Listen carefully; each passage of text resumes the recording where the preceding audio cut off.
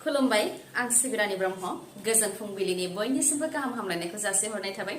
नोंथांमोननि थाखाय आं माखासे खौरां लानानै फैबावबाय अन्नानै भिडिअखौ जोबजासिम नायलांदो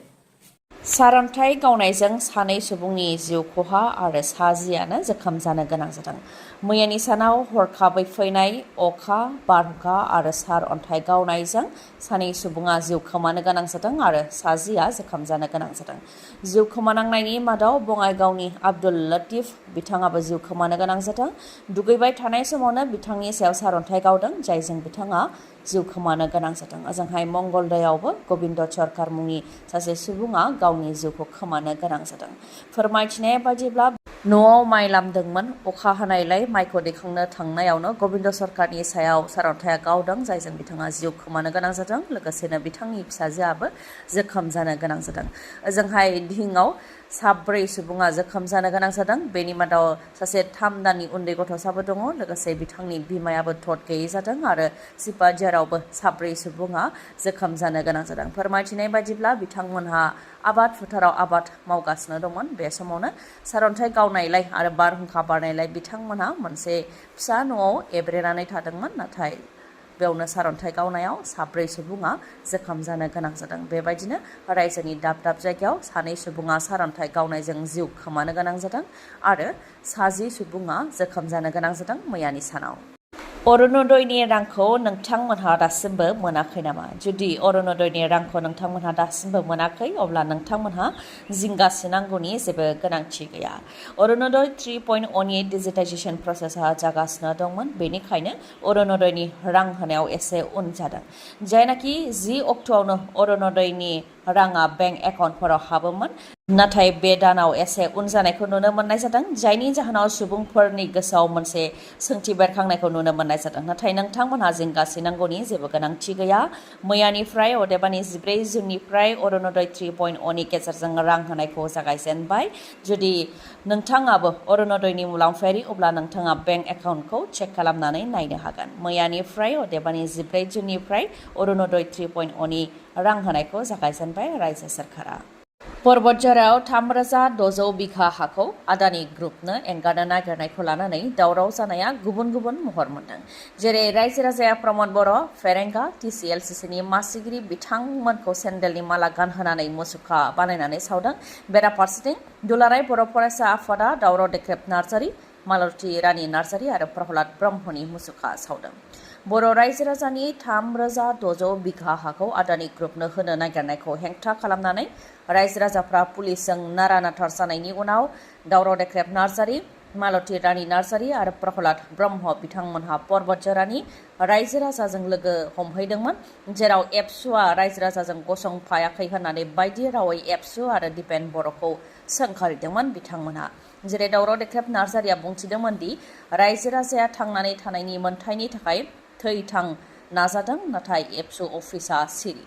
एबसुनि सेंग्राफोरखौ रायजो राजाफोरजों ओंखारफानो आरो गसंफानो थाखाय मानो थिनाखै बेखौ लानानै सोंथि खालामदोंमोन आरो दिपेन बर'आ एबसुखौ बाहायनानै दालालनि नेरसोन गालांनो नागिरदों जायनि थाखाय रायजो राजाफोरजों एबसुआ रायजानो गोनां जादों आरो रायजो राजाया एबसुनि मावख'खौ बेंखनदों होननानै बुंथिदोंमोन दावराव देख्रेब नार्जारिया बेनि अनगायैबो दिपेन बर'आ साज्राङै पाकिस्तान आरो भारतनि दावहायाव 10,000 भलन्टियारफोरखौ दैथायहरगोन बुंब्लानो जाया होननानै दिपेन बर' आरो एबसुनि सायाव सोंखारिदोंमोन थिग बेबायदिनो मालती रानी नार्जारि आरो प्रहलाद ब्रह्म बिथांमोनहाबो दिपेन बर' बिथांखौ सोंखारिदोंमन दिपेन बर'खौ दालालि बायदि रावजों सोंखारिदोंमोन बेखौ लानानैनो एबसुनि खुद्रिनाय गुबुन गुबुन जायगायाव एबसुनि फिनजाथाय रामफल बिल दखरा एबसुआबो प्रहलाद ब्रह्म मालती रानी नार्जारि आरो दावराव देख्रेबनि मुसुखा बानायनानै अर सावनानै होनायजों लोगोसे गनजों बुग्लिदों आरो आथिंजों जोनायखौबो नुनो मोननाय जादों बेनि अनगायैबो सावगारिखौ आथिंजों गाग्लिनायखौबो नुनो मोननाय जादों बेबायदि गोजोन गैयै थासारि सोमजिदों BTRआव एबसुनिफ्राय बेखौनो फोरमायथिदों दि राजखान्थिनि मुङाव दिपेन बर' आरो एबसुखौ दालालि बुंदों आरो रायजो राजानि गेजेराव गाज्रि मुं सुदों नाथाय एबसुआ माहारिनि गोथार आफाद आरो एबसुखौ दालालि बुंनो मोन्थाय गैया होननानै बुंथियो एबसुनिफ्राय परबतझाराव राजखान्थिनि खोथा लानानै आन्दलन खालामनायनि थासारि बानायहैदों आरो माबा मोनसे जायोबा बियो बिसोरनिनो दाय जागोन होननानैबो एबसुनिफ्राय बुंथियो ओजोंहाय गामिनि रायजो राजाफ्राबो एबसुआ गामियाव फैनानै खौरां लाफैनायखौ हास्थायदों। एबसुनि सुबुरुन मोननायमोनब्ला बेबायदि दावराव दावसि जानाय नङामोन होननानै फोरमायथिदों गामिनि रायजो राजाफ्रा। आरो जायनाखि समाज बिजोंनि गेजेरजों गामिनि रायजो राजाफोरखौ कंग्रेस, BPF आरो गुबुन गुबुन राजखान्थि दोलोजों लोब्बा थानाय फोरमायथिदों। बेनि सायावबो बिथांमोनहा बुंथिदों दि जोङो रायजो राजायैसो बे आन्दलनखौ खालामदों। समाज बिजोङाव बुंस्लायस्लाय दुलाराय बर' फरायसा आफादा जोंनि गामियाव फैनानै जोंजों खेबसे सावरायफैनो हागोन आरो दिनैसिम दुलाराय बर' फरायसा आफादा फैनानै जोंखौ मदद होफैयाखै होननानैबो फोरमायथियो गामिनि रायजो राजाफ्रा।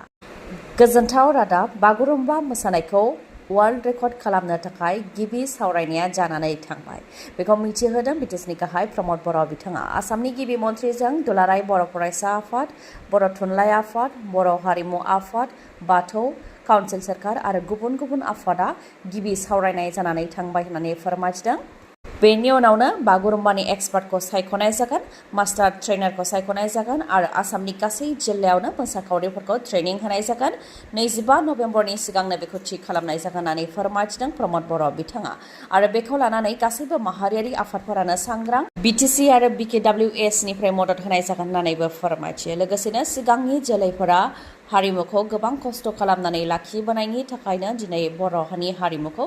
गासै बुहुमावनो मिथिदों आरो दानि जोलै आरो काउन्सिल सोरखाराबो आरोबाव बर'नि हारिमुखौ गासै बुहुमावनो मुंदांखा खालामबावनायनि बिबान दं होननानै फोरमायथियो प्रमद बर' बिथाङा। मणिपुराव गोबां बिबांनि हाथियार आरो गुलि बारुद मोननो हादों। मणिपुरनि मोनबा जिल्लायाव अपारेशन खालामदोंमोन मणिपुर पुलिस, CAPF, आर्मि आरो गुबुन गुबुन फर्सआ अपारेशन खालामदोंमोन, जेराव गोबां बिबांनि हाथियार मोननायजों लोगोसे गोबां गुलि बारुदफोर मोननो हादों। बेनि मादाव गं 151 SLR राइफल, गं 65 इन्सास राइफल, गं 73 राइफल्स, गं 5 कार्बाइन गान, गं 2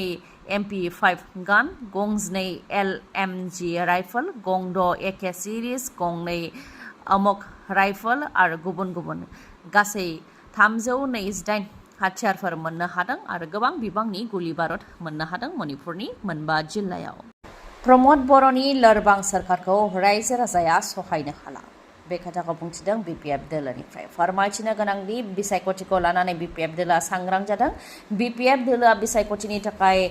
मेगा कार रेलि बानजायदों। उदालगुरिनि भेरगावआव गारिजों हानजा सुरनाय हाबाफारि बानजायदों BPF दोलोआ, जेराव गोबां BPFनि दैदेनगिरिफोरखौ बाहागो लानायजों लोगोसे BPFनि मावथि मददगिरिफोरखौ बाहागो लानायखौ नुनो मोननाय जादों। बेयाव बाहागो लानानै BPFनि दैदेनगिरिया बुंथिदों दि प्रमद बर'आ BTCखौ फोजोबस्रांनो थाखाय सोलो बानायदों आरो प्रमद बर'नि लोरबां सोरखारखौ रायजो राजाया सहाया। BTCनि 70% फोजोबस्रांबाय। BTCआव हा होनो खोथा होदोंमोन, नाथाय BTCआव रायजो राजाखौ हानि बेलायाव खैफोदाव खोख्लैदों। फरायसालिफोरखौ सोरखारि खालामनो रादाय होदोंमोन, नाथाय प्रमद बर'आ बर' बिजोंनि फरायसालिफोरखौ दानहोदों। न'खर न'खर साख्रि होनायनि रादाय होदोंमोन, नाथाय गुबुननिफ्राय BTCआव फैनानै साख्रिखौ लाफैदों आरो बे 5 बोसोराव 3,329 पस्टआव साख्रियाव थिसनथाइ होनो नांगौमोन, नाथाय 5 बोसोर जानोसैयावसो दासो मानो इन्टारभिउ खुंखो बेखौ लानानै सोंथि खालामो। लोगोसेनो फालांगिरिफोरनाव रां गैला होननानैबो बुंथियो। गेदेर थिखादार, फालांगिरि, लेबारनिफ्राय लानानै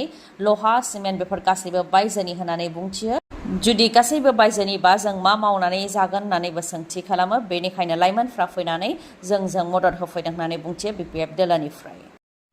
सान्दुं दुङोब्ला गुदुं दुंखावनाय आरो एसे अखा हायोब्लानो दैबानानि थासारि। गुवाहाटीनि बे थासारि, गुवाहाटी स्मार्ट सिटीनि थासारिया आसाम सोरखारनि फेलेंखौ फोरमायो।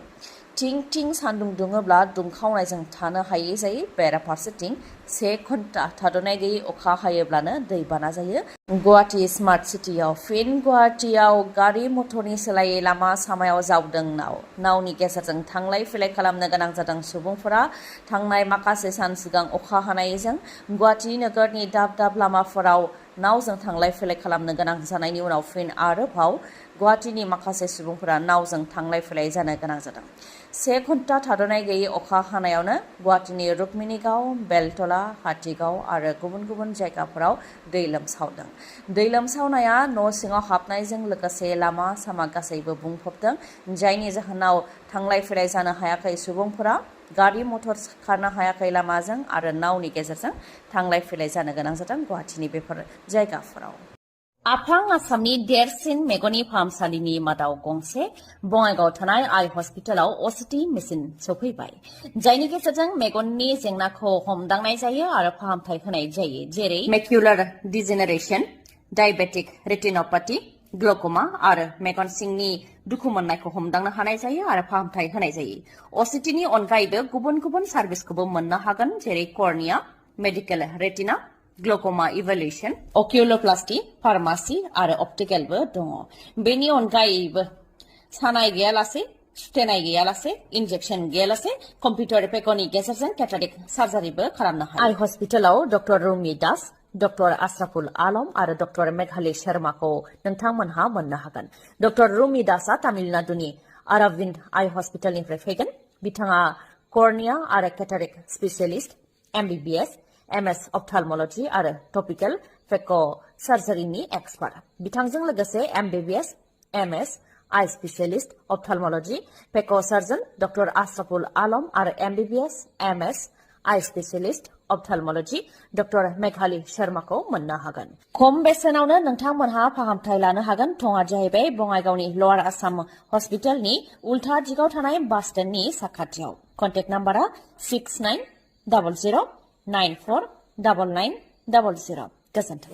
दिनैनि भिडिअआ एसेनोसै गाबोन आरो गोदान भिडिअजों लोगो मोनफिनबावगोन नोंथाङा दासिमबो आंनि चेनेलखौ साबस्क्राइब खालामाखैबा अन्नानै साबस्क्राइब खालामदो लोगोसे लाइक कमेन्ट आरो शेयार खालामनो दाबाव गोजोन्थों